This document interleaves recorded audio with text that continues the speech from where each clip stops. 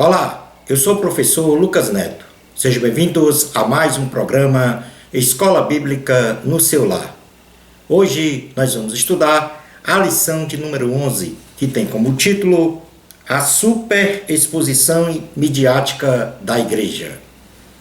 Dentro deste tema, nós vamos falar sobre 3 assuntos. E o primeiro deles será a reputação de Cristo e da Igreja do primeiro século. Em segundo lugar, vamos falar sobre a superexposição midiática da Igreja evangélica. E em terceiro lugar, vamos falar sobre usando a mídia de forma sábia e prudente. Vamos então dar início à nossa aula de hoje. Item número 1. A reputação de Cristo e da Igreja do primeiro século. Vamos falar agora sobre o histórico do início espiritual e institucional da Igreja do Senhor Jesus. Jesus Cristo inicia o seu ministério a partir do seu batismo nas águas no Rio Jordão, realizada por João Batista, passando então pela tentação no deserto e no chamado gradual de seus discípulos para realizar a sua missão de salvação da humanidade, suportada em 3 pilares, aos quais podemos mencionar o ensino nas sinagogas, a pregação do Evangelho, do Reino e a cura de doenças e enfermidades entre o povo. Vamos fazer uma leitura em Mateus capítulo 4, versículos 23 a 25, para caracterizar este início. Diz assim a palavra do Senhor. Percorria Jesus toda a Galiléia, ensinando nas sinagogas, pregando o evangelho do reino e curando toda sorte de doenças e enfermidades entre o povo. E a sua fama correu por toda a Síria. Trouxeram-lhe então todos os doentes, acometidos de várias enfermidades e tormentos, endemoniados, lunáticos e paralíticos, e ele os curou. E da Galiléia, Decápolis, Jerusalém, Judéia e da além do Jordão, numerosas multidões o seguiam. Mas foi na cidade de Nazaré, em um sábado, numa sinagoga, que Jesus anuncia a sua missão de salvação da humanidade. Sob a unção do Espírito Santo, para evangelizar os pobres, proclamar a libertação aos cativos, restaurar a vista dos cegos, pôr em liberdade os oprimidos e apregoar um ano aceitável do Senhor. É o que nós podemos ler no Evangelho de Jesus, segundo Lucas, em seu capítulo de número 4, versículo 16 a 22, que diz assim: Indo para Nazaré, onde fora criado, entrou num sábado na sinagoga, segundo o seu costume, e levantou-se para ler. Então lhe deram o livro do profeta Isaías, e abrindo o livro, achou o lugar onde estava escrito: O Espírito do Senhor está sobre mim, pelo que me ungiu para evangelizar os pobres. Enviou-me para proclamar a libertação aos cativos e restauração à vista aos cegos, para pôr em liberdade os oprimidos e apregoar o ano aceitável do Senhor. Tendo fechado o livro, devolveu-o ao assistente e sentou-se. E todos na sinagoga tinham os olhos fitos nele. Então passou Jesus a dizer-lhes: Hoje se cumpriu a escritura que acabais de ouvir. Todos lhe davam testemunho e se maravilhavam das palavras de graça que lhe saíam dos lábios e perguntavam: Não é este o filho de José? Na escolha dos 12 apóstolos, se principia então a formatação da igreja primitiva, onde Jesus então convoca 12 homens, outorga a sua autoridade a eles para expulsar demônios, curar toda sorte de doenças e enfermidades, pregar sobre o reino dos céus, ensinar sobre a salvação em cada cidade, em cada casa, sem querer receber nada em troca, nem dinheiro, nem bens, nenhum benefício, a não ser o seu próprio alimento. É o que está no Evangelho de Jesus, segundo Mateus, capítulo de número 10, versículos do 1 ao 15. Diz assim a palavra do Senhor. Tendo chamado seus 12 discípulos, deu-lhes Jesus autoridade sobre espíritos imundos, para o expelir e para curar toda sorte de doenças e enfermidades. Ora, os nomes dos 12 apóstolos são estes. Primeiro, Simão, por sobrenome Pedro, e André, seu irmão, Tiago, filho de Zebedeu, e João, seu irmão, Filipe e Bartolomeu, Tomé e Mateus, o publicano, Tiago, filho de Alfeu, e Tadeu, Simão, o Zelote, e Judas Iscariotes, que foi quem o traiu. A estes 12, enviou Jesus, dando-lhes as seguintes instruções: não tomeis rumos aos gentios, nem entreis em cidades de samaritanos, mas de preferência procurai as ovelhas perdidas da casa de Israel. E à medida que seguirdes, pregai que está próximo o reino dos céus. Curai enfermos, ressuscitai mortos, purificai leprosos, expeli demônios. De graça recebestes, de graça dai. Não vos provereis de ouro, nem de prata, nem de cobre nos vossos cintos, nem de alforje para o caminho, nem de 2 túnicas, nem de sandálias, nem de bordão. Porque digno é o trabalhador do seu alimento. E em qualquer cidade ou povoado em que entrardes, indagai quem neles é digno, e aí ficai até vos retirardes.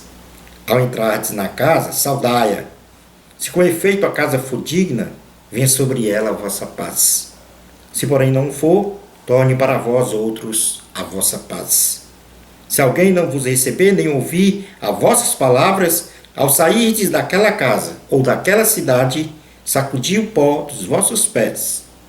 Em verdade vos digo que menos rigor haverá para Sodoma e Gomorra no dia do juízo do que para aquela cidade. Semelhantemente à convocação dos 12, o Senhor Jesus convoca 70 discípulos, divididos de 2 em 2, a irem a cada cidade e lugar, para curar os enfermos, anunciar o reino de Deus, ensinar sobre a salvação, sem querer nada de bens materiais, a não ser o seu próprio alimento, advertindo-lhes que o trabalho era muito grande para poucos obreiros e que encontrariam muitos obstáculos e resistências à anunciação das boas novas. Em Lucas, capítulo de número 10, versículos 1 a 12, nós vamos então contemplar a missão dos 70. Diz assim a palavra do Senhor. Depois disto, o Senhor designou outros 70 e os enviou de 2 em 2 para que os precedessem em cada cidade e lugar aonde ele estava para ir. E lhes fez a seguinte advertência: a seara é grande, mas os trabalhadores são poucos. Rogai, pois, ao Senhor da seara que mande trabalhadores para a sua seara. Ide, eis que eu vos envio como cordeiros para o meio de lobos. Não leveis bolsa, nem alforje, nem sandálias, e a ninguém saudeis pelo caminho. Ao entrardes numa casa, dizei antes de tudo: paz seja nesta casa. Se houver ali um filho da paz, repousará sobre ele a vossa paz. Se não houver, ele voltará sobre vós. Permanecei na mesma casa, comendo e bebendo do que eles tiverem, porque digno é o trabalhador do seu salário. Não andeis a mudar de casa em casa. Quando entrardes numa cidade e ali vos receberem, comei do que vos for oferecido.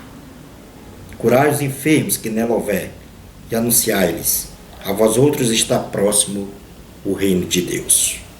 Quando, porém, entrardes numa cidade e não vos receberem, saí pelas ruas e clamai. Até o pó da vossa cidade, que se nos pegou aos pés, sacudimos contra vós outros. Não obstante, sabei que está próximo o reino de Deus. Digo-vos que naquele dia haverá menos rigor para Sodoma do que para aquela cidade. Jesus, ele cumpre integralmente a sua missão. Dá a sua vida na cruz do Calvário para salvar a humanidade de seus pecados. Ressuscita ao terceiro dia e ascende ao céu, instruindo aos discípulos que fossem para Jerusalém, pois receberiam o poder do Espírito Santo para serem testemunhas do Evangelho de Cristo em todo o mundo, de geração a geração. Vamos fazer uma leitura, então, no livro de Atos, capítulo de número 1, versículos 6 a 14. Atos dos Apóstolos, capítulo 1, versículos 6 a 14, diz assim: Então os que estavam reunidos lhe perguntaram: Senhor, será este o tempo em que restaures o reino a Israel? Respondeu-lhes: Não vos compete conhecer tempos ou épocas que o Pai reservou pela sua exclusiva autoridade. Mas recebereis poder ao descer sobre vós o Espírito Santo, e sereis minhas testemunhas tanto em Jerusalém como em toda a Judéia e Samaria, e até os confins da terra. Ditas estas palavras, foi Jesus elevado às alturas, à vista deles, e uma nuvem o cobriu dos seus olhos. E estando eles com os olhos fitos no céu, enquanto Jesus subia, eis que 2 varões vestidos de branco se puseram ao lado deles. E lhes disseram: Varões galileus, por que estáis olhando para as alturas? Este Jesus, que dentre vós foi assunto ao céu, virá do modo como o vistes subir. Então voltaram para Jerusalém, do monte chamado Olival, que dista daquela cidade tanto como a jornada de um sábado. Quando ali entraram, subiram para o cenáculo, onde se reuniam Pedro, João, Tiago, André, Filipe, Tomé, Bartolomeu, Mateus, Tiago, filho de Alfeu, Simão, o Zelote, e Judas, filho de Tiago. Todos estes perseveravam unânimes em oração, com as mulheres, com Maria, mãe de Jesus, e com os irmãos dele. No dia de Pentecostes, estando os discípulos reunidos em oração, foram então cheios do Espírito Santo, conforme profetizara o Senhor Jesus, e receberam poder, e pregaram o Evangelho de Cristo a todos os seus patrícios e estrangeiros que ali estavam. E por conta desta manifestação, em um só dia, 3.000 pessoas aceitaram a palavra e foram batizados, marcando assim este evento, o começo da Igreja do Senhor Jesus como organismo espiritual e institucional. Vamos então fazer uma leitura no livro de Atos dos Apóstolos, capítulo 2, versículos 1 a 13, que diz assim: Ao cumprir-se o dia de Pentecostes, estavam todos reunidos no mesmo lugar. De repente veio do céu um som, como de um vento impetuoso, encheu toda a casa onde estavam assentados. E apareceram distribuídas entre eles línguas, como de fogo, e pousou uma sobre cada um deles. Todos ficaram cheios do Espírito Santo e passaram a falar em outras línguas, segundo o Espírito lhes concedia que falassem. Ora, estavam habitando em Jerusalém judeus, homens piedosos, vindos de todas as nações debaixo do céu. Quando, pois, se fez ouvir aquela voz, afluiu a multidão que se possuiu de perplexidade porquanto cada um os ouvia falar na sua própria língua. Estavam, pois, atônitos e se admiravam, dizendo: Vede, não são porventura galileus todos esses que aí estão falando? E como os ouvimos falar, cada um em nossa própria língua materna? Somos partos, medos, elamitas e os naturais da Mesopotâmia, Judéia, Capadócia, Ponto e Ásia, da Frígia, da Panfilha, do Egito e das regiões da Líbia, nas imediações de Cirene, e romanos que aqui residem. Tanto judeus como prosélitos, cretenses e arábios, como os ouvimos falar em nossas próprias línguas as grandezas de Deus. Todos atônitos e perplexos interpelavam uns aos outros: que quer isto dizer? Outros, porém, zombando, diziam: estão embriagados. Ainda neste capítulo 2, do versículo 37 ao 41, por conta deste evento e de um discurso de Pedro logo após, 3.000 pessoas foram batizadas. Então diz assim, Atos 2, 37 a 41. Ouvindo ele estas coisas, compungiu-se-lhes o coração e perguntaram a Pedro e aos demais apóstolos: que faremos, irmãos? Respondeu-lhes Pedro: arrependei-vos e cada um de vós seja batizado em nome de Jesus Cristo, para a remissão dos vossos pecados, e recebereis o dom do Espírito Santo. Pois para vós outros é a promessa, para vossos filhos e para todos os que ainda estão longe, isto é, para quantos o Senhor, nosso Deus, chamar. Com muitas outras palavras deu testemunho, e exortava-os dizendo: salvai-vos desta geração perversa. Então, os que lhe aceitaram a palavra foram batizados, havendo um acréscimo naquele dia de quase 3.000 pessoas. Mas foi na cidade de Antioquia que os discípulos e seguidores de Jesus foram chamados pela primeira vez de cristãos. Apesar da igreja já existir como organismo eclesiástico em Jerusalém. Porém, a consolidação da igreja como instituição se deu em Antioquia. É o que está escrito no livro de Atos dos Apóstolos, capítulo 11, versículos 19 a 26, que diz assim: então, os que foram dispersos por causa da tribulação que sobreveio a Estevão se espalharam até a Fenícia, Chipre e Antioquia, não anunciando a ninguém a palavra, senão somente aos judeus. Alguns deles, porém, que eram de Chipre e de Cirene, e que foram até Antioquia, falavam também aos gregos, anunciando-lhes o evangelho do Senhor Jesus. A mão do Senhor estava com eles, e muitos crendo se converteram ao Senhor. A notícia a respeito deles chegou aos ouvidos da igreja que estava em Jerusalém, e enviaram Barnabé até Antioquia. Tendo ele chegado e vendo a graça de Deus, alegrou-se e exortava a todos a que com firmeza de coração permanecessem no Senhor, porque era homem bom, cheio do Espírito Santo e de fé. E muita gente se uniu ao Senhor. E partiu Barnabé para Tarso, à procura de Saulo. Tendo-o encontrado, levou-o para Antioquia.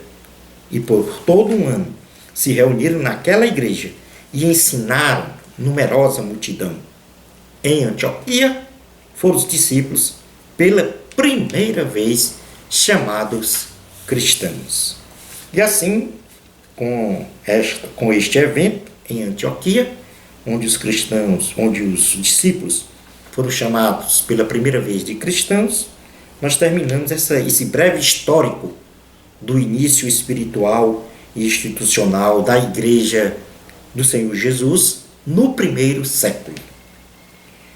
Mas passemos agora a estudar também quais são as características predominantes, ou quais eram as características predominantes desta igreja primitiva, desta igreja do primeiro século. a doutrina e o caráter espiritual da igreja do primeiro século, ela foi formatada pelos pensamentos e ações do Senhor Jesus e dos apóstolos, que deram grande desenvolvimento e crescimento à igreja, resguardadas as seguintes características peculiares desta igreja, na qual nós passamos a falar agora. Em primeiro lugar, como primeira característica, a igreja do primeiro século era uma igreja com um governo teocrático de Cristo. Jesus Cristo é o único que governa a igreja. É a cabeça do corpo, que é a igreja, devendo ter a primazia em todas as ações da instituição. Pois foi Cristo que morreu para a salvação de sua igreja e de toda a humanidade. Obreiros, departamentos, ministérios, grupo de membros, pastores, nenhuma organização externa ou partidos políticos podem ser a cabeça da igreja. O governo da igreja é único e exclusivo do Senhor Jesus, que orienta o pastor escolhido, o anjo da igreja, para que todos se sintam parte de um todo e de um só corpo, o corpo de Cristo. E nós podemos fazer uma leitura na carta aos Colossenses sobre essa condição de Cristo como o cabeça da igreja. Colossenses capítulo 1, versículos 13 a 21. Diz assim a palavra do Senhor: Ele nos libertou do império das trevas e nos transportou para o reino do Filho do seu amor, no qual temos a redenção, a remissão dos pecados. Este é a imagem do Deus invisível, o primogênito de toda a criação, pois nele foram criadas todas as coisas, nos céus e sobre a terra, as visíveis e as invisíveis, sejam tronos, sejam soberanias, quer principados, quer potestades, tudo foi criado por meio dele e para ele.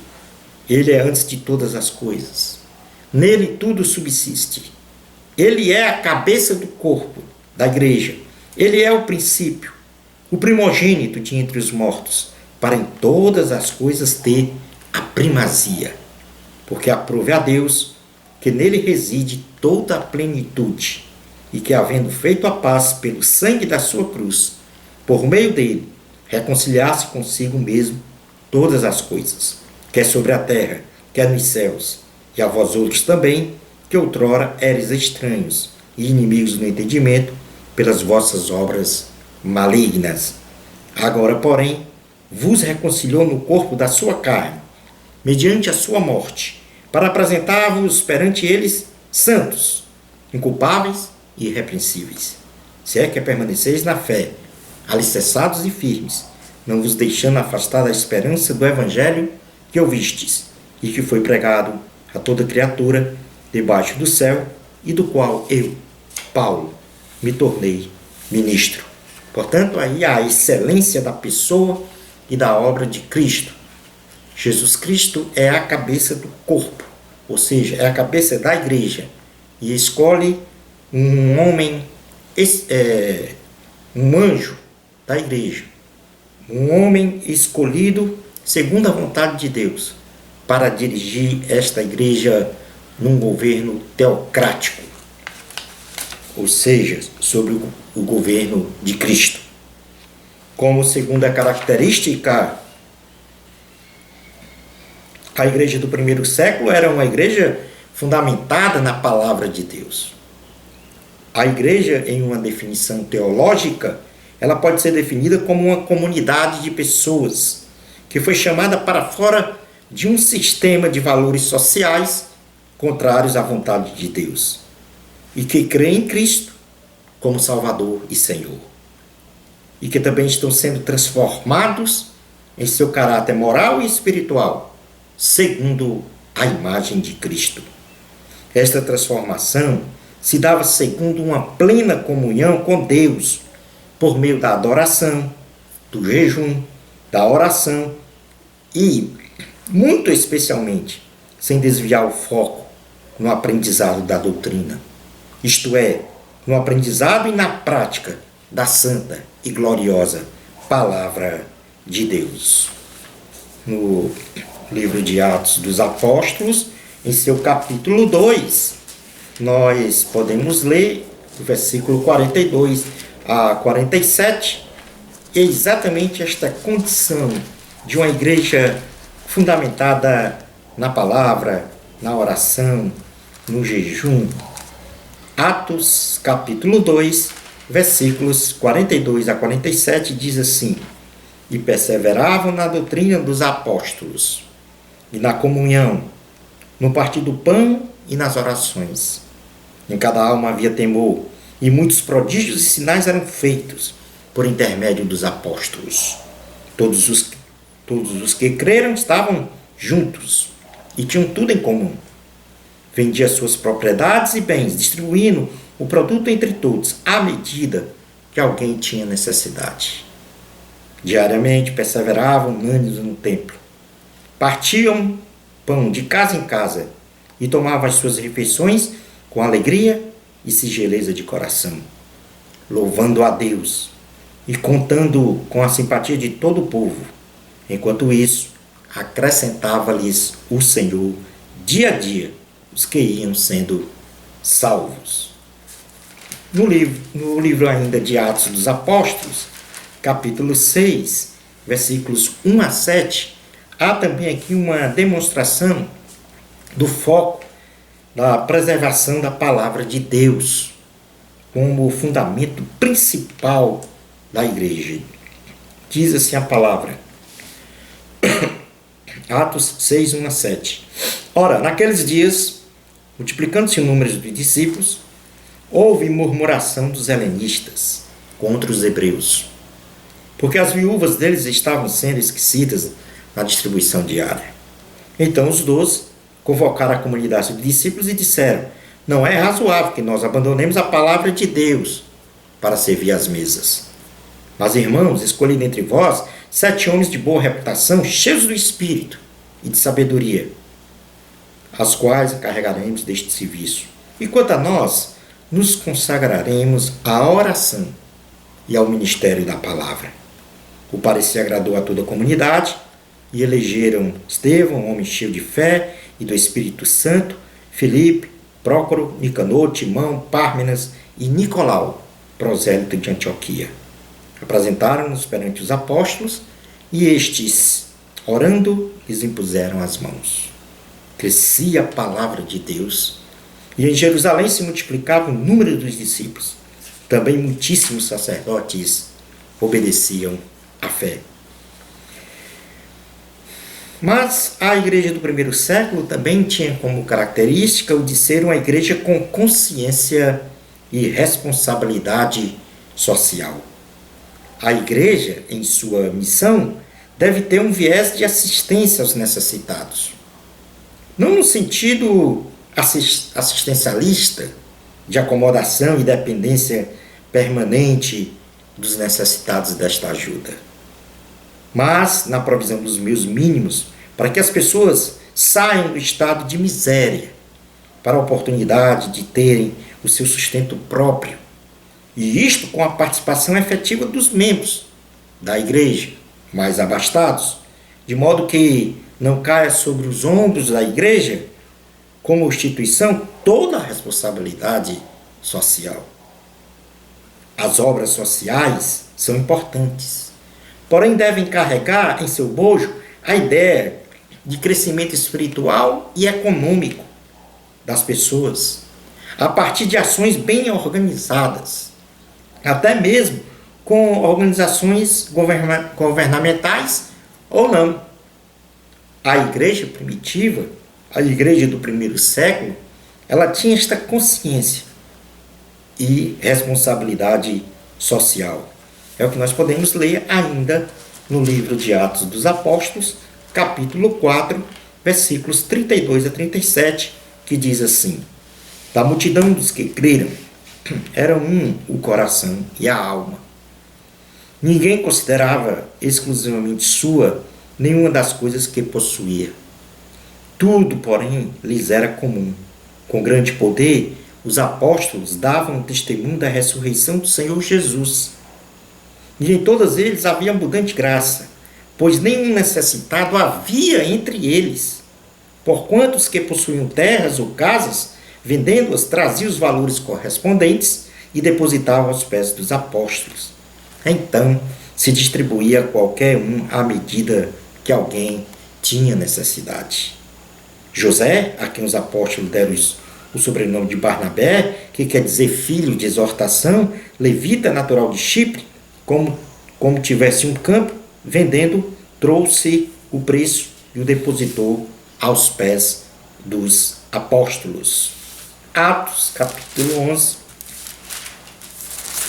versículos 27 a 30, também faz uma alusão direta à questão desta solidariedade, desta assistência social que era comum à igreja.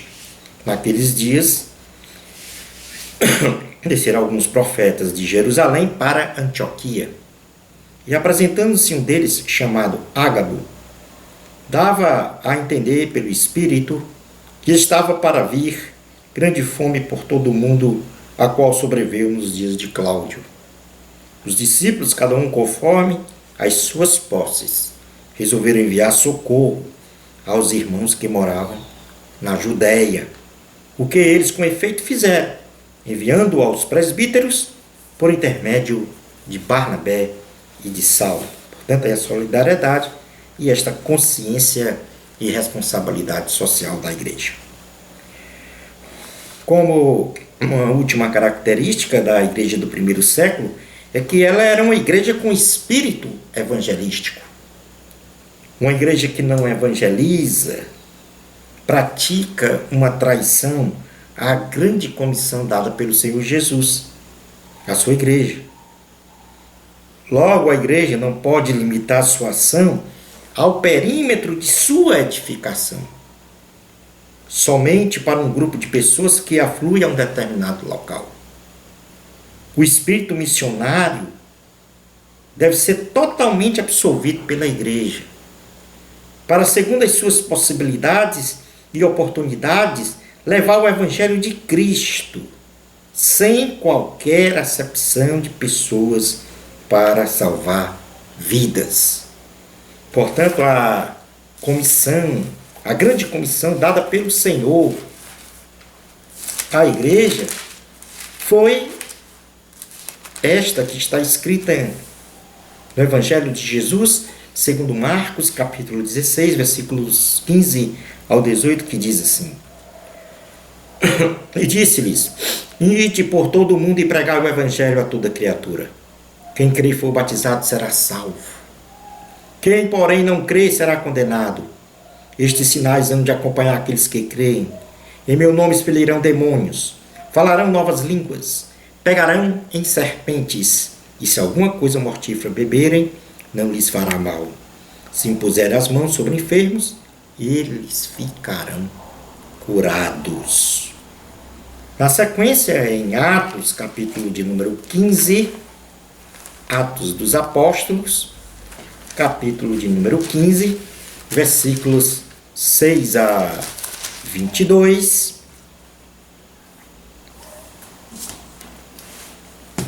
fala aqui sobre, aliás, do 6 ao 11, fala aqui sobre essa obra missionária expansionista da igreja. Diz assim a palavra: Então se reuniram os apóstolos e os presbíteros para examinar uma questão. Havendo grande debate, Pedro tomou a palavra e lhe disse: Irmãos, vós sabeis que desde há muito Deus me escolheu dentre vós, para que por meu intermédio ouvissem os gentios a palavra do evangelho e crescem. Ora, Deus, que conhece os corações, lhes deu testemunho concedendo o Espírito Santo a eles, como também a nós nos concedera, e não estabeleceu distinção alguma entre nós e eles, purificando-lhes pela fé o coração. Agora, pois, que tentais a Deus, pondo sobre a serviço dos discípulos um jugo que nossos pais puderam suportar, nem nós, mas cremos que fomos salvos pela graça do Senhor Jesus, como também aqueles o foram. E toda a multidão silenciou, passando a ouvir a Barnabé e a Paulo, que contavam quantos sinais e prodígios de Deus fizeram por meio deles entre os gentios. Depois que eles terminaram, falou Tiago, dizendo: Irmãos, atentai nas minhas palavras. Expôs Simão como Deus primeiramente visitou os gentios, a fim de constituir dentre eles um povo para o seu nome. Portanto, aqui uma explicação ou uma experiência em que a igreja se expandiu no mundo daquela época. Portanto, dentre as características que nós mencionamos da igreja do primeiro século, nós temos, em primeiro lugar, recapitulando, uma igreja com um governo teocrático de Cristo, uma igreja fundamentada na palavra de Deus, uma igreja com consciência e responsabilidade social e uma igreja com espírito evangelístico. Vamos então passar agora a estudar o item número 2 da lição, que fala sobre a superexposição midiática da igreja evangélica. A igreja de nossos dias descobriu no sistema midiático a grande oportunidade de pregar o evangelho de Cristo de forma massiva, onde, por exemplo, numa só apresentação televisiva, pode-se atingir 200 mil telespectadores de uma só vez, em vários lugares, tornando-se, então, um instrumento essencial e de grande penetração no meio social. Porém, no decorrer do tempo, as lideranças eclesiásticas esqueceram-se do fundamento da pregação do Evangelho, que é Cristo. Muito especialmente, esqueceram-se da leitura, do exame e do ensino da Bíblia Sagrada, colocando outras diretrizes de apresentação consideradas prioritárias para estas lideranças, a saber.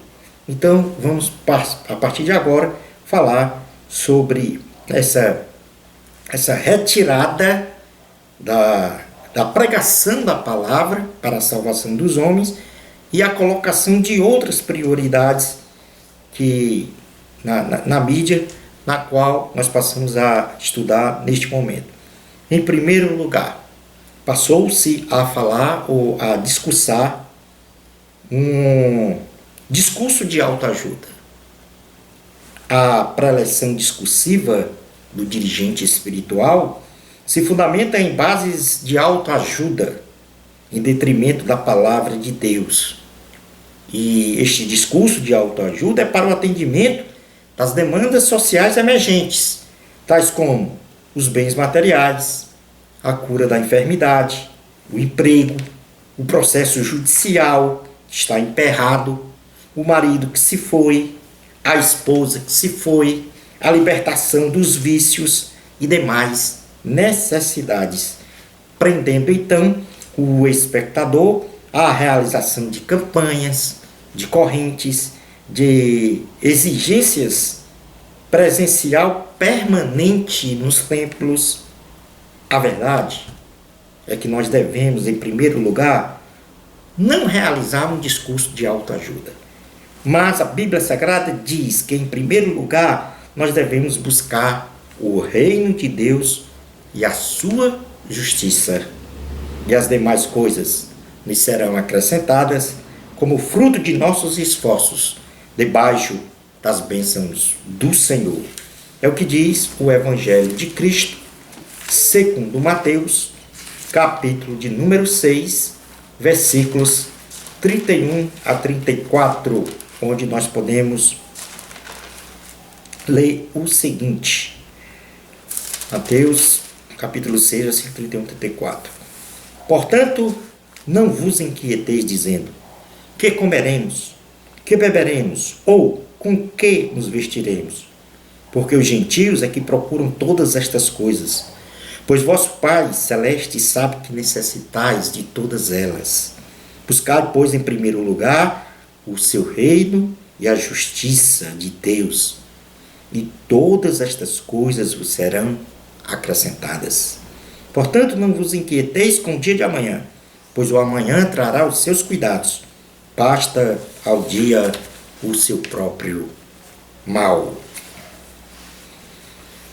Em segundo lugar, a igreja de nossos dias, numa superexposição midiática, coloca uma perspectiva mercadológica em sua apresentação.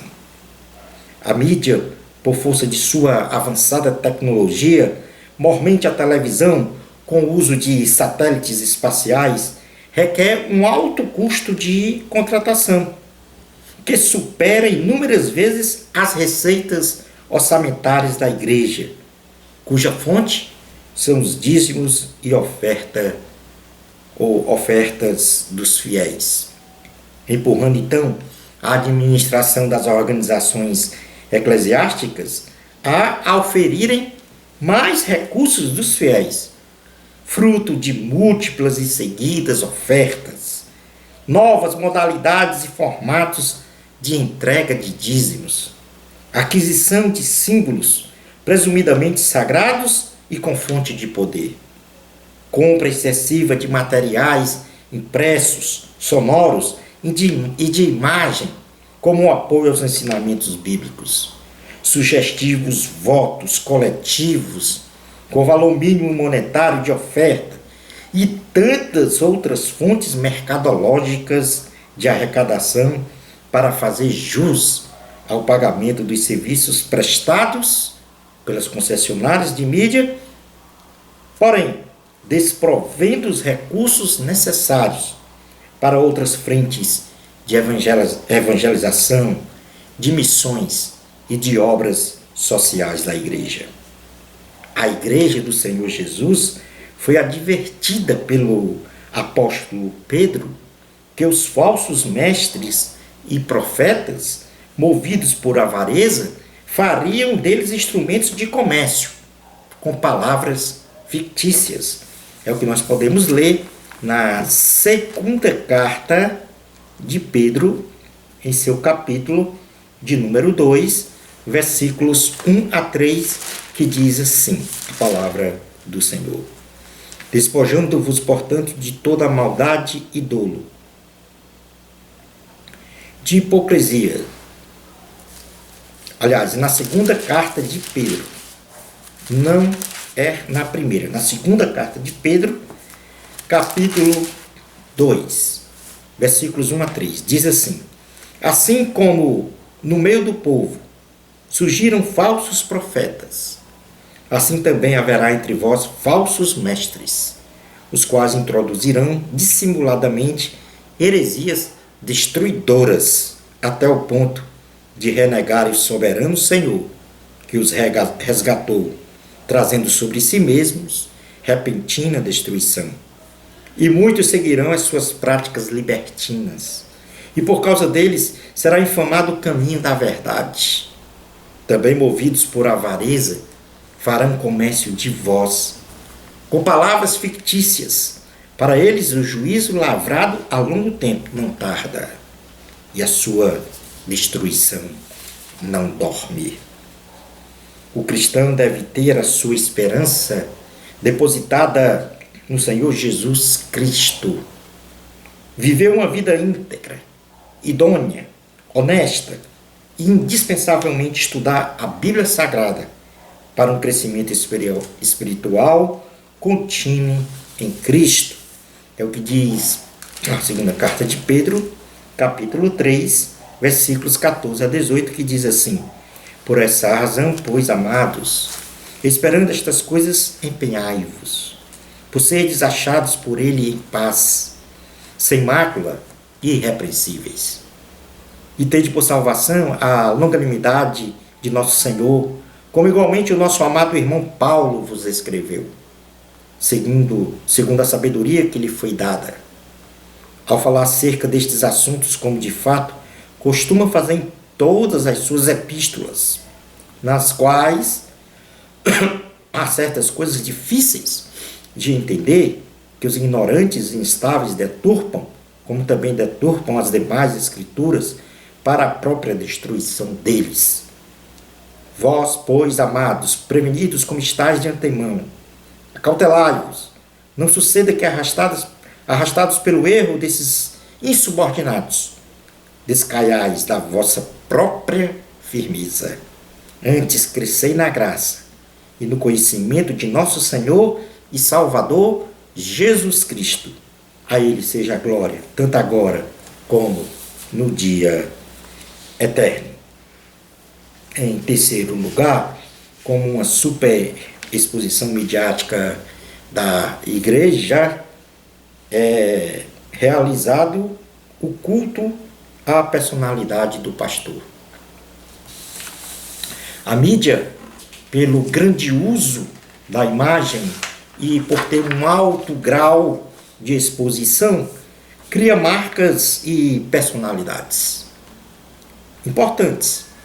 E neste contexto, observamos que as inserções das chamadas midiáticas de uma denominação, na maioria das vezes, estão atreladas a uma marca ou a figura do pastor, onde a sua imagem é atrelada à consecução dos milagres, das curas, da prosperidade, da libertação e demais bênçãos, dando a entender implicitamente que os sinais e prodígios realizados dependem do pastor e não da graça e misericórdia de Deus.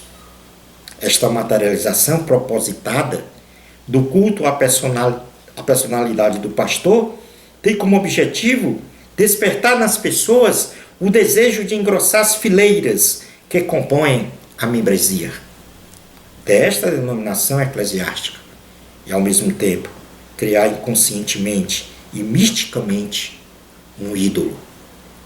Deus chama, unge, dá a formação e capacita o homem para a obra santa.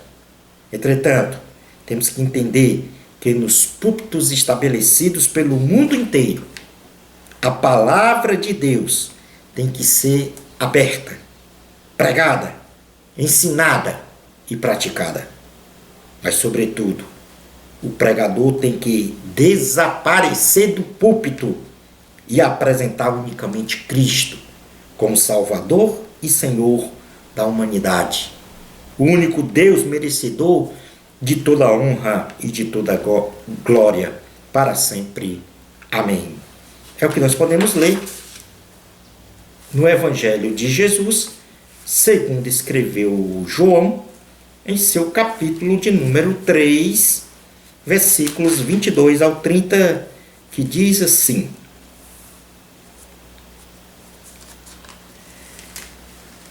João, capítulo 3, versículos 22, diz assim. Então, capítulo de número 3, versículos 22 ao 30. Depois disto, foi Jesus com seus discípulos para a terra da Judéia. Ali permaneceu com eles e batizava. Ora, João estava batizando em Enom, perto de Salim, porque havia ali muitas águas. E para lá concorria o povo, e era batizado, pois João ainda não tinha sido encarcerado. Ora, entre os discípulos de João e um judeu suscitou-se uma contenda com respeito à purificação. E foram ter com João e lhe disseram: Mestre, aquele que estava contigo além do Jordão, do qual tens dado testemunho, está batizando, e todos lhe saem ao encontro. Respondeu João: O homem não pode receber coisa alguma se do céu não lhe for dada. Vós mesmos sois testemunho de que vos disse: Eu não sou Cristo, mas fui enviado como seu precursor. O que tem a noiva é o noivo. O amigo do noivo que está presente e o ouve, muito se regozija por causa da voz do noivo, pois esta alegria já se cumpriu em mim. convém que ele cresça e que eu diminua. Portanto, recapitulando, devido à superexposição midiática da igreja evangélica, a palavra de Deus foi retirada dos púlpitos e foi colocado como posição prioritária discursos de autoajuda, uma perspectiva mercadológica na apresentação e o culto à personalidade do pastor. Passemos agora a estudar o item número 3 da lição, que tem como título Usando a mídia de forma sábia e prudente. Não resta a menor dúvida de que os instrumentos midiáticos à nossa disposição são extremamente úteis no alcance de um maior número de pessoas em diferentes lugares. A igreja deve sim não medir esforços para utilizar-se de todos os recursos tecnológicos e midiáticos para anunciar as boas novas. Porém, além das características já discutidas da igreja do primeiro século, no item 1 desta lição, a igreja deve utilizar a mídia, calcada nos seguintes princípios bíblicos basilares. Em primeiro lugar, Jesus Cristo, e somente Ele, deve ser apresentado como Salvador e Senhor da humanidade, o único que dá ao homem vida eterna. E nós podemos ler isso em João capítulo 3, versículo 16, que diz assim: porque Deus amou ao mundo de tal maneira que deu seu Filho unigênito, para que todo que nele crê não pereça, mas tenha a vida eterna. Em segundo lugar, o uso da mídia de forma sábia e prudente deve ter como princípio base a palavra de Deus. A palavra de Deus deve ser pregada e utilizada como único fundamento para que o homem tema a Deus, obedeça os seus mandamentos, viva feliz e realize sempre boas obras. E isso nós podemos ler em Eclesiastes, capítulo de número 11, versículos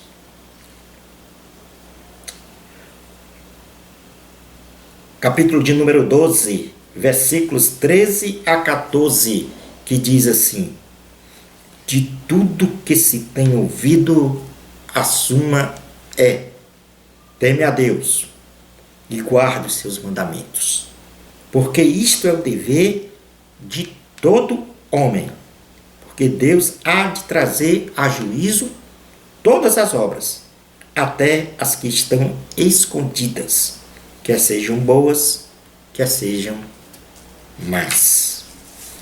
Em terceiro e último lugar, a igreja deve usar a mídia de forma sábia e prudente, onde todas as ações midiáticas da igreja devem convergir para a glorificação do Senhor Jesus Cristo. Em todas as ações midiáticas da igreja, o Senhor Jesus Cristo deve ser glorificado, de modo que o Evangelho de Cristo não seja envergonhado com escândalos, sensacionalismos, mercantilismo, marketing artificial.